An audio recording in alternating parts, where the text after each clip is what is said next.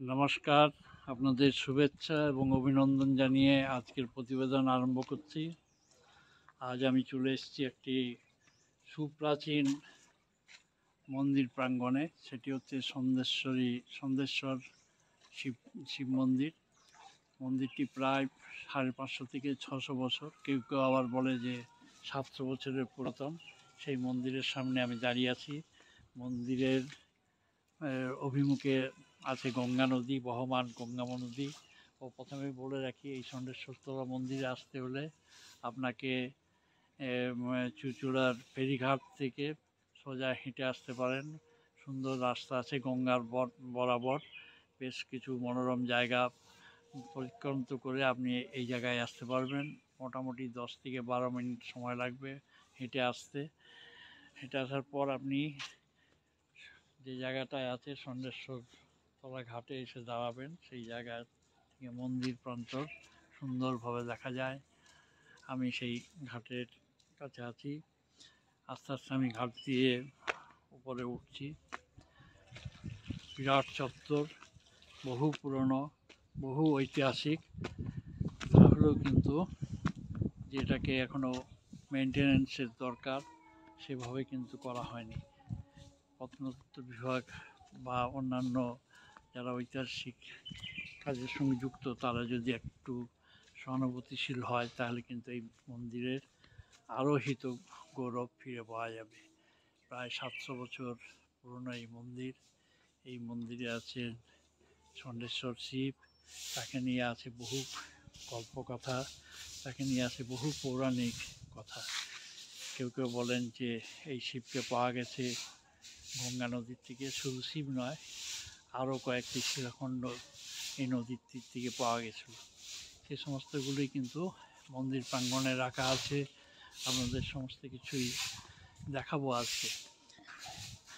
এই মন্দির শুধু ষণ্ঢেশ্বর মন্দির বলে নয়, এখানে অনেকগুলি মন্দির আছে। সেই মন্দির চত্বরে একের পর এক দেখানো যাবে। সামনেই আছে বড় একটি নাট মন্দির। এই নাট মন্দিরের পাশ দিয়ে আপনি যদি আসেন ষণ্ঢেশ্বর শিবকে চতুর্দিক থেকেই দেখা যায়, অবলোকন করা যায়। মন্দির চত্বরটি কিন্তু বেশ বড়। মন্দির চত্বরের একদিকে আছে আপনার শ্রী যোগদা দুর্গা মন্দির। সেই যোগদা দুর্গা মন্দির 51তম পীঠ ক্ষীরগ্রামে যে মা যোগদা আছে, তিনি স্বপ্নাদেশে এখানে প্রতিষ্ঠিত হয়েছেন। আসুন আপনাকে সেই যোগদা মন্দিরের ভিতরে অধিষ্ঠিত মাকে একবার দেখাই। এই হচ্ছে মা যোগদার মন্দির। দেখুন, সুন্দর কারুকার্য করে মনোরম করে মাকে সাজানো হয়েছে। শ্রী শ্রী যোগদা দুর্গা মন্দির এর পাশে আছে আরও দুটি বড় বড় মন্দির। বা একদিকে আছে সিদ্ধেশ্বরী মন্দির। এই সামনে আমার আছে সিদ্ধেশ্বরী মন্দির, মা কালী সিদ্ধেশ্বরের মন্দির। সেই সিদ্ধেশ্বরী মন্দির মাকে অবলোকন করুন। দেখুন, 12 বছর অন্তর অন্তর মায়ের কলবর পরিবর্তন করা হয়। এখানের পূজারী খুবই সুন্দর এবং নিষ্ঠার সঙ্গে উনি পূজা করে চলেছেন। তার মুখেই শুনলাম যে 12 বছর অন্তর মায়ের কলবর পরিবর্তন করা। এটিও খুব জাগ্রত দেবী সিদ্ধেশ্বরী তার মন্দির। মায়ের রূপ অপূর্ব। মা সিদ্ধেশ্বরীকে প্রণাম করে আমি পরের যে মন্দির সেখানে যাচ্ছি। পরের মন্দির হচ্ছে বঙ্কু বিহারী মন্দির, অর্থাৎ রাধাকৃষ্ণের মন্দির। রাধাকৃষ্ণ মন্দির সমস্ত জায়গাতেই থাকে। যোগদা মন্দিরের পাশেই আছেন আমাদের বঙ্কু বিহারী মন্দির। সেই বঙ্কুবিহারী মন্দিরের রাধাকৃষ্ণের যে সুন্দর মূর্তি আছে তা দেখুন। এখানেও কিন্তু মূর্তিগুলি বা রাধাকৃষ্ণের যে বিগ্রহগুলি আছে সেগুলো খুব দেখতে অপরূপ, খুব সুন্দরভাবে সাজানো আছে। রাধাকৃষ্ণর বেদির নিচেও অনেকগুলি মূর্তি আছে, অনেক তার সখীদের মূর্তি আছে, আবার রাধার মূর্তি আছে, শ্রীকৃষ্ণের ত্রিভঙ্গ মূর্তিও আছে। আপনারা দেখুন বঙ্কুবিহারী মন্দির ষণ্ঢেশ্বরতলায় বহু প্রাচীন এবং পুরাতন জায়গা।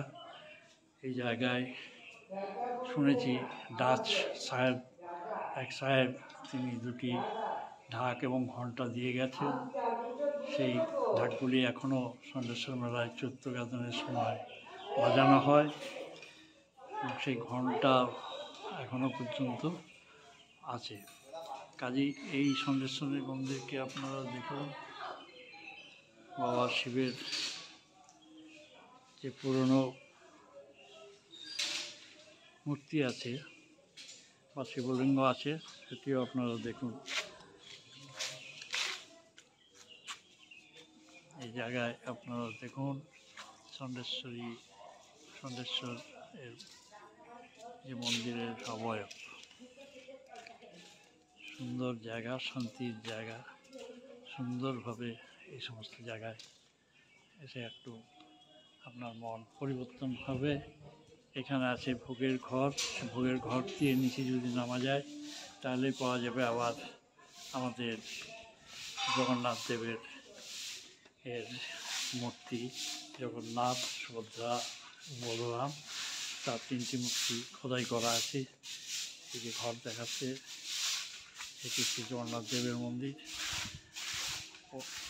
পরে আপনাদের দেখাচ্ছি, কাজ চলছে এই জায়গায়। এবার আসুন আবার ষণ্ঢেশ্বর মন্দির এর চতুর্দিকে গেট আছে এবং এটিকে পরিক্রমাও করা যায়, আবার গেট থেকেও সুন্দরভাবে দেখা যায়। সুন্দর চত্বর, গঙ্গার হাওয়া ও গঙ্গার অববাহিকায় মন্দির চত্বরটি আছে। এক কথায় চুঁচুড়ার যে ঐতিহ্য তার সঙ্গে মানানসই আমাদের এই।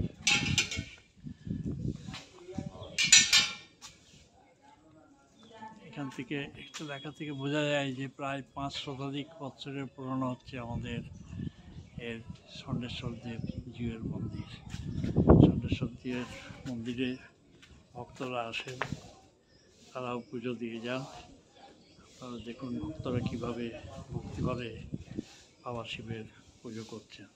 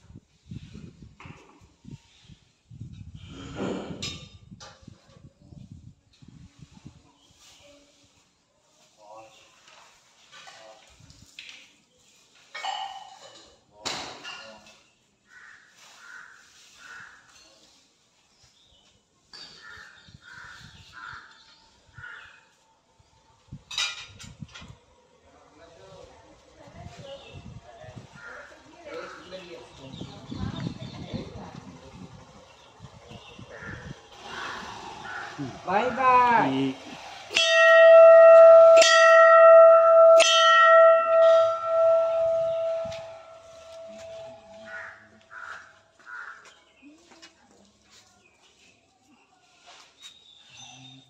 জায়গার অনেকগুলি শিলাখণ্ড একসাথে ভেসে এসেছিল যা কথিত আছে, সেগুলিকে পরম যত্নে এখানে রাখা আছে। মন্দির চত্বর আমার মোটামুটি ঘোরা হলো। এই জায়গায় আপনারা আসুন এবং সিদ্ধেশ্বরী মায়ের পুজো দিন, দুর্গার আরাধনা করুন, শ্রীকৃষ্ণকে দেখুন, জগন্নাথকে পরিদর্শন করুন, গঙ্গার ঘাটে গঙ্গাতে অবগাহন করতে পারেন। সমস্ত কিছুই একটা ভালো এবং মনোরম পরিবেশের মধ্যে আপনারা সুন্দর দিন কাটাতে পারবেন। নমস্কার, ভালো থাকুন, সুন্দর থাকুন।